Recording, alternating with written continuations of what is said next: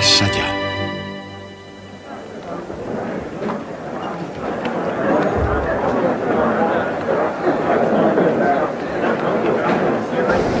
El experimento Michelson-Morley. Hoy me gustaría hablarles sobre algo considerado como el experimento más famoso de toda la historia de la física.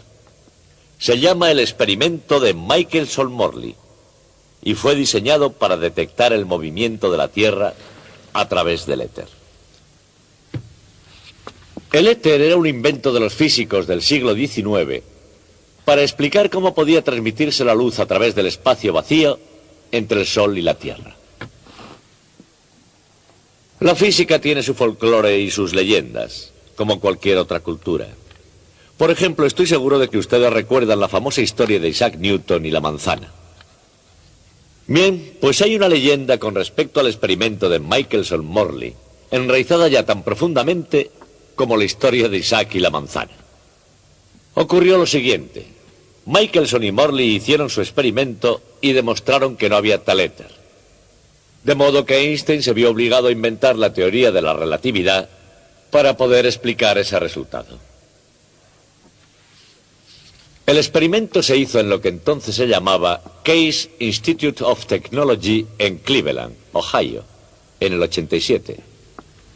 Que el experimento se hiciera en Cleveland en 1887 fue algo así como que la primera verdadera teoría sobre la electricidad saliera de Filadelfia más de 100 años antes.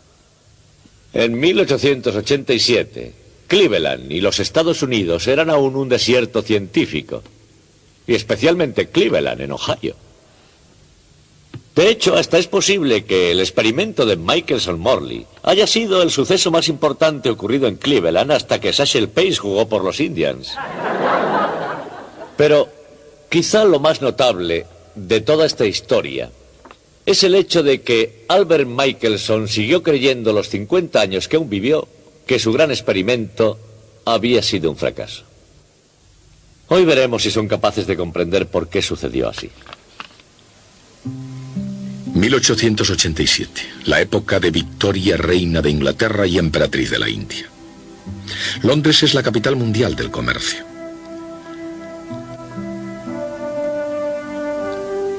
Al otro lado del canal, en Alemania, un niño llamado Albert Einstein celebra su 8º cumpleaños. Han pasado 23 años desde que James Clerk Maxwell estableciera sus ecuaciones para la radiación electromagnética. Al otro lado del Atlántico, los americanos han disfrutado de más de 2 décadas de paz y prosperidad desde la terminación de la horrible guerra civil. Oleadas de emigrantes procedentes de Europa van engrosando la población de los Estados Unidos. La frontera occidental está siendo establecida y va normalizándose. Mirando hacia atrás, el año 1887 parece un periodo de tranquilidad, no solo en el comercio y la política, sino también en la ciencia. Muchos físicos creían que ya se habían hecho todos los grandes descubrimientos. La física había alcanzado un estado de perfección que era totalmente etérea. En realidad, el concepto de éter era uno de sus dogmas centrales.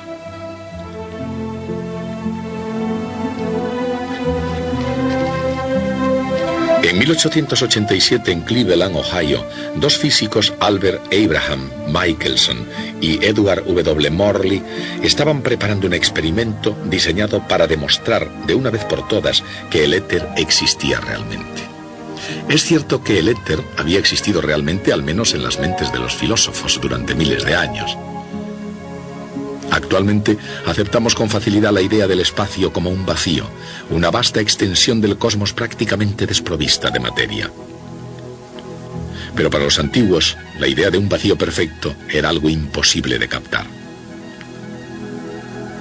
El espacio tenía que ser ocupado por algo, pensaban. La solución que ideó Aristóteles fue el éter. Esa era la sustancia que llenaba lo que de otra manera hubiera sido espacio vacío. Y hasta el siglo XIX el éter llegó a servir para algo más que para satisfacer meramente una necesidad filosófica. El éter era el medio a través del cual las ondas luminosas del Sol se propagaban para iluminar y alimentar la Tierra.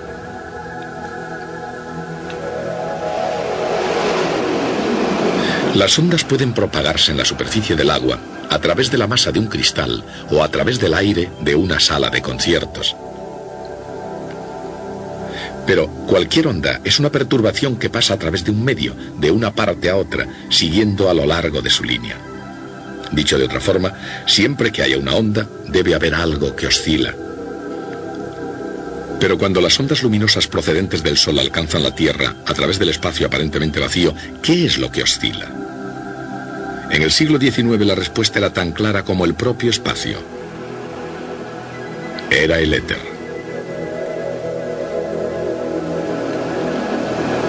Para los físicos del siglo XIX, el éter no solo era real, tenía incluso propiedades físicas que se podían deducir observando su comportamiento.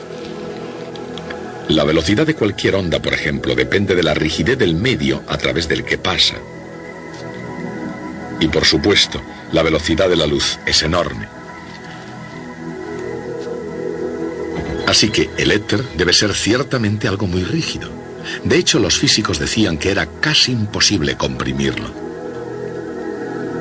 Y por otra parte, la Tierra y otros planetas se movían con toda facilidad a través de ese éter incomprensible, obedeciendo las leyes de Newton, como si no estuvieran pasando a través de medio alguno. Si el éter se comportaba como un fluido viscoso, los planetas en órbita perderían energía paulatinamente y acabarían por caer en el Sol siguiendo una espiral. Y como eso no parecía estar ocurriendo, los físicos llegaron a otra conclusión definitiva sobre el éter. El éter, decían, es un fluido perfectamente móvil, sin viscosidad alguna, incomprensible, transparente, que llena todo el espacio. Conociendo tanto sobre él, lo único que quedaba por hacer era demostrar directamente su existencia mediante un experimento claro e irrefutable.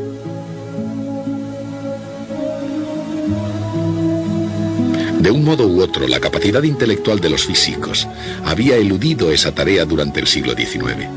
Pero en 1887, Albert Michelson, ayudado por su amigo Edward Morley, ideó un experimento que no podía fallar. En lo que respecta a sus credenciales académicas, Michelson era indiscutiblemente competente.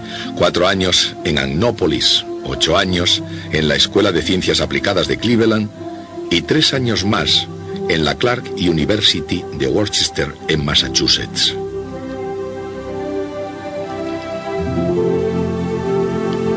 Pero se necesitaría algo más que saber enseñar bien para poder detectar el movimiento absoluto de la Tierra a través del espacio, lo que en efecto detectaría al propio éter. Se necesitaría un experimento extraordinario dotado de un grado de precisión sin precedentes. Por suerte, Michelson estaba dotado de gran talento para diseñar instrumentos que pudieran hacer las más pequeñas y precisas medidas. Sus anteriores mediciones de la velocidad de la luz fueron mejores que cualquiera de las que se habían hecho anteriormente. Estando en Berlín, Michelson diseñó un nuevo instrumento dotado de una precisión exquisita que recibió el nombre de interferómetro. Aquí se puede ver un interferómetro de Michelson que utiliza un láser y comienza por dividir un rayo en dos. Un espejo en parte transparente y en parte reflectante envía 2 rayos que siguen trayectorias perpendiculares entre sí. Cada uno vuelve a ser reflejado hacia el punto donde el rayo se había dividido en 2. Ahí vuelven a combinarse formando un único rayo. El interferómetro de Michelson se puede considerar como una carrera entre 2 rayos de luz. Si la carrera termina en empate, el resultado es una mancha brillante en el centro de la configuración de la interferencia.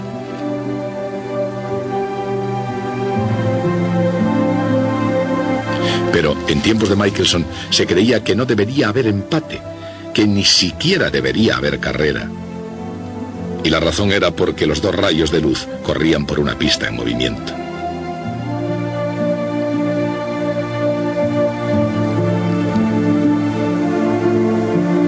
Todo el mundo sospechaba que la Tierra y por tanto también el interferómetro se movían a través del éter. Y así los rayos seguirían trayectorias completamente diferentes con respecto al éter.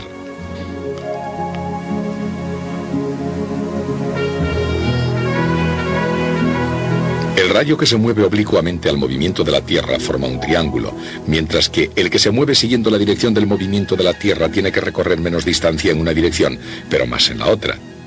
En sus trayectos de ida y vuelta, el rayo que sigue la dirección del movimiento de la Tierra tiene que recorrer un camino un poco más largo, por eso el rayo oblicuo gana siempre. Michelson sabía que la diferencia esperada en la llegada de los dos rayos sería muy pequeña. La velocidad de la luz es de 3 por 10 elevado a 8 metros por segundo, mientras que la velocidad de la Tierra a través del éter es solo de 3 por 10 elevado a 4 metros por segundo. Y para hacer las cosas aún más complicadas, como los rayos tenían que ir hacia adelante y hacia atrás antes de ser comparados, la diferencia de sus tiempos dependería del cuadrado de ese cociente. Sería una diferencia de solo una 100 millonésima. Irónicamente, esa pequeñísima diferencia en el tiempo de los recorridos sería la prueba exacta que Galileo necesitaba desesperadamente 3 siglos antes.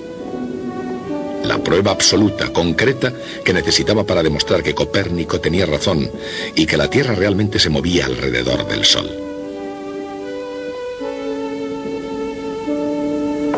Galileo quizás habría ganado su proceso si hubiera tenido una verdadera prueba científica de que la Tierra se movía.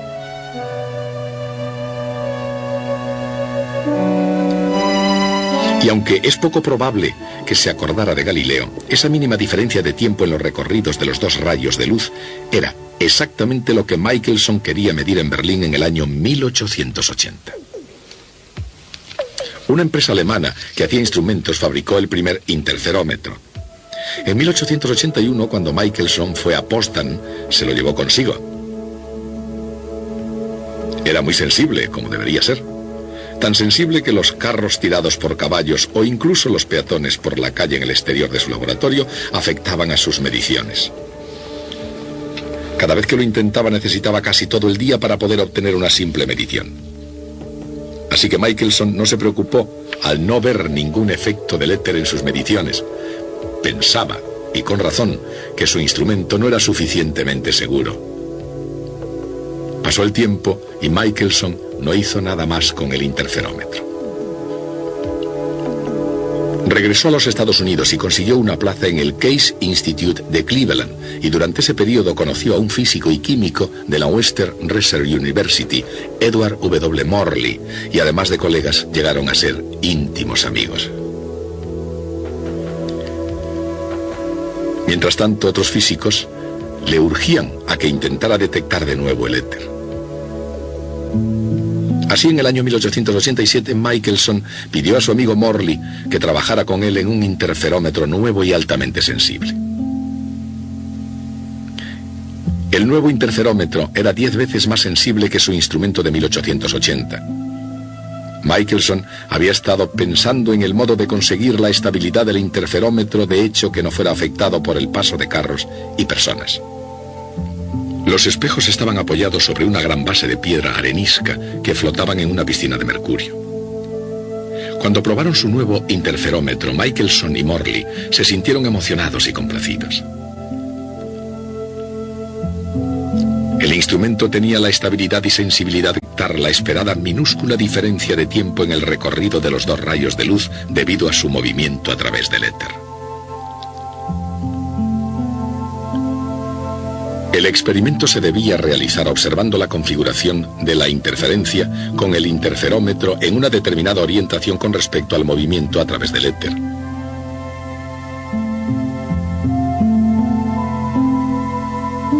Y girándolo después.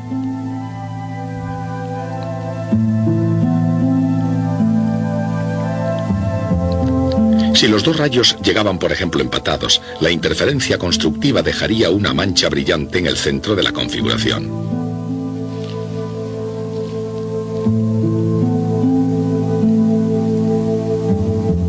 Pero si un rayo llegaba ligeramente adelantado respecto al otro, la interferencia destructiva podría oscurecer el centro. Dicho de otro modo, el efecto del movimiento a través del éter se vería en el cambio de las franjas de interferencias cuando se girase el instrumento.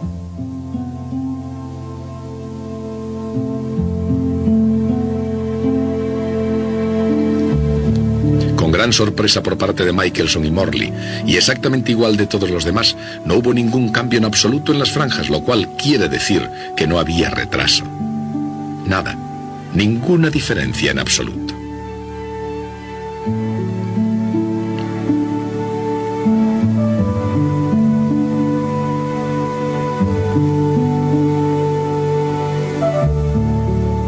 A pesar de los cambios que realizaron en el experimento en verano, en invierno, de noche o de día, el resultado era el mismo.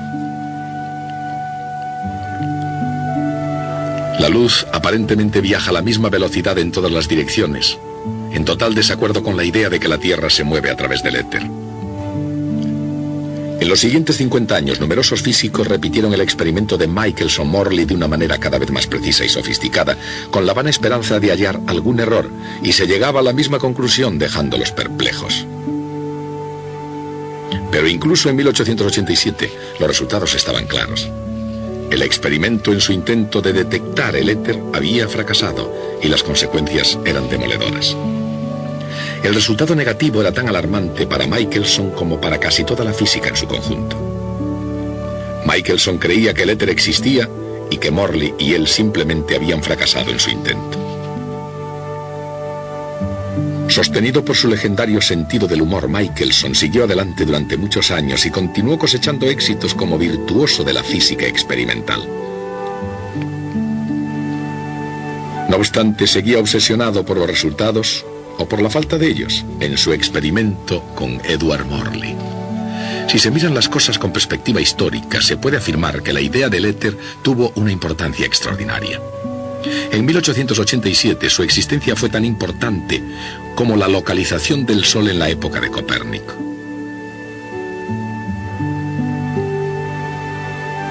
Ningún experimento había sido ni mejor concebido ni más cuidadosamente ejecutado.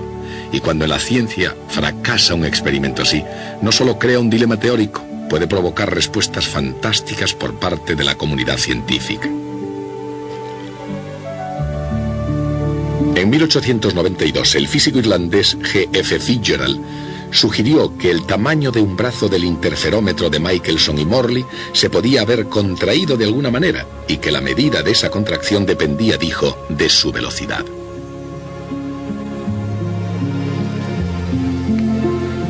Para la mayoría de los físicos, la contracción de Fitzgerald parecía absurda.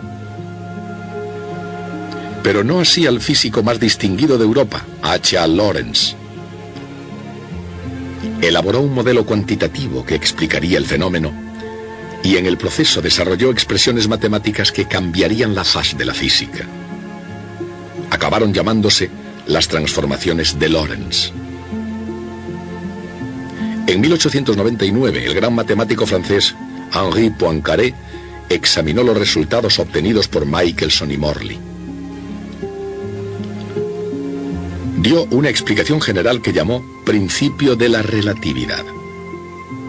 La idea que estaba detrás era la de que en un laboratorio nunca se detectaría el movimiento absoluto. Tiene que surgir ahí un tipo enteramente nuevo de dinámica, dijo. Poincaré tenía razón. Surgiría un tipo enteramente nuevo de dinámica, pero el principio de la relatividad, que sería su piedra angular, estaba lejos de ser algo nuevo. Su antigüedad alcanzaba al menos los tiempos de Galileo Galilei. Galileo había dicho que un objeto en movimiento tendería a permanecer en su estado de movimiento uniforme. Era la ley de inercia. Y era correcta, porque en su propio marco de referencia, todo estado de movimiento uniforme era en realidad un estado de reposo. Dicho de otra manera, Galileo comprendió la ley de inercia y la razón por la que era verdadera. No hay ninguna diferencia en absoluto entre estar en reposo y estar en movimiento uniforme.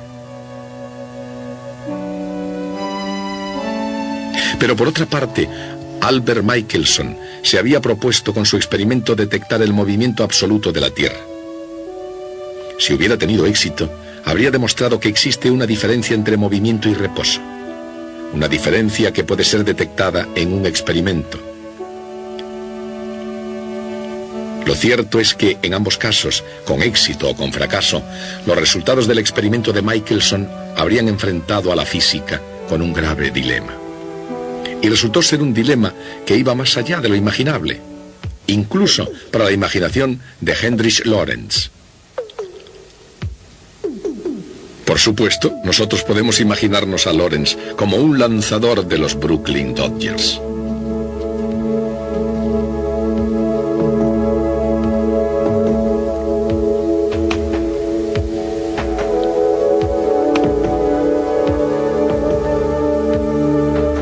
Supongamos que hubiera sido capaz de lanzar una pelota con una velocidad que fuera los 6 décimos de la de la luz, mientras pasaba rodando a esa misma velocidad por delante de Albert.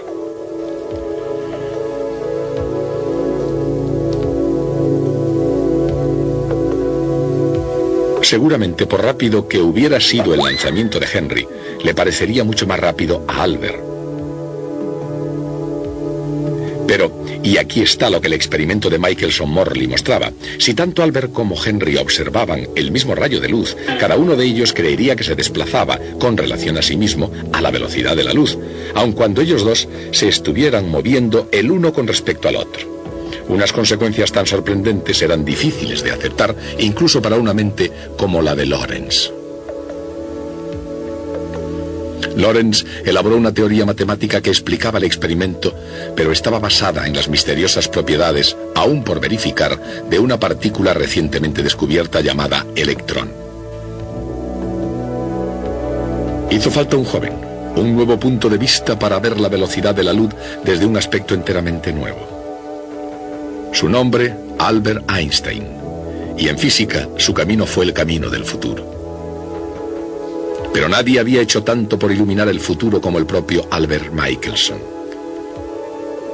Durante casi 50 años después de su primer interferómetro, prosiguió su vida midiendo la velocidad de la luz cada vez con mayor precisión,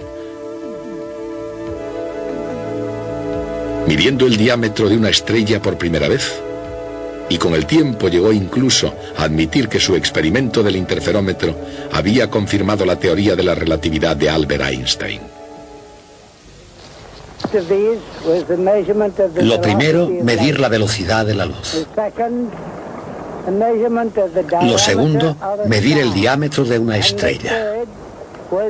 Y lo tercero, fue una prueba de la teoría de la relatividad de Einstein. Michelson se granjeó el respeto de la comunidad científica y la amistad de Albert Einstein, y fue el primer americano galardonado con el premio Nobel. Pero al final de sus días no había llegado a aceptar plenamente las implicaciones de su famoso experimento. En 1931 confesaba: hay que admitir que esos experimentos no son suficientes para justificar la hipótesis de un éter. Pero entonces se preguntaba, ¿cómo se pueden explicar los resultados negativos?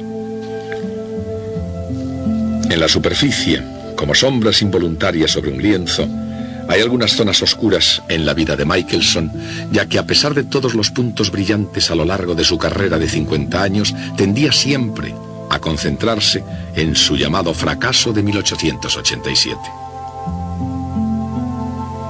Como el resultado del experimento original fue negativo, el problema continúa requiriendo una solución. Pero en realidad, si el experimento de Michelson fue un fracaso, entonces fue el fracaso más brillante de toda la historia de la ciencia. Y la solución que buscaba, pero que se negó a aceptar, la teoría de la relatividad de Albert Einstein, que cambiaría para siempre el verdadero significado de espacio y de tiempo.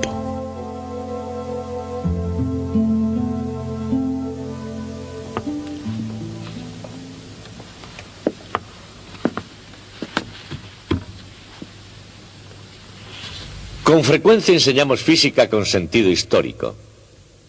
Y el propósito no es enseñar historia, sino enseñar física. Y por eso muchas veces remodelamos la historia. No explicamos lo que realmente ocurrió, sino lo que debería haber ocurrido.